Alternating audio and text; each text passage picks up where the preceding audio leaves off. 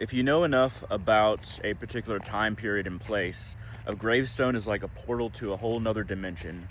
At the very least, a very different time. Born in 1871, died in 1961.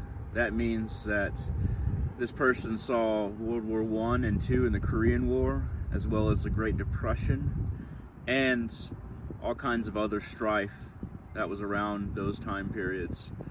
We live in a much easier time now. The greatest of these is charity. So this person cared greatly about charity, or they want to project that onto us.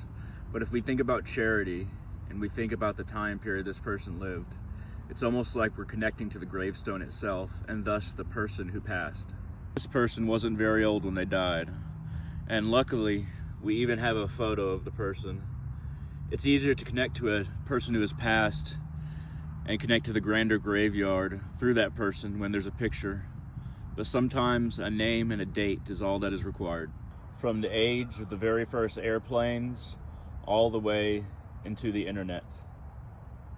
This person saw a century of a lot of history. Though, there's a lot of history always happening in every century. But we're very familiar with the last century that just passed. So it's easier to connect to the graveyard through this person than perhaps in previous centuries. Reminder that no matter how long we've lived, if you're watching this, odds are you're not an infant. This person died as an infant.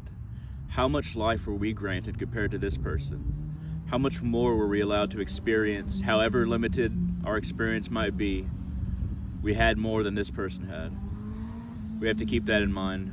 Trees and graveyards are remarkable energy points. If you hold on to a tree in a graveyard and breathe slowly and kind of increase your awareness and put it more into the tree than in your own body, slowly moving your awareness out, you can connect to the grander graveyard.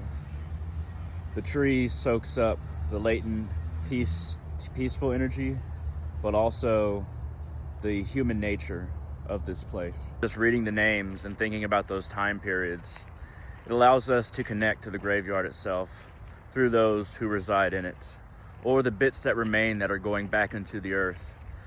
The soul moves on, but the life force we borrow from the earth must go back to the earth. This is what happens at the end of our time.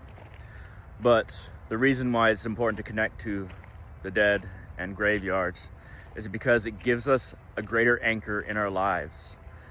Life and death are two sides of the same coin, and we appreciate our lives, but also contemplate them more deeply when we connect to the dead and to graveyards.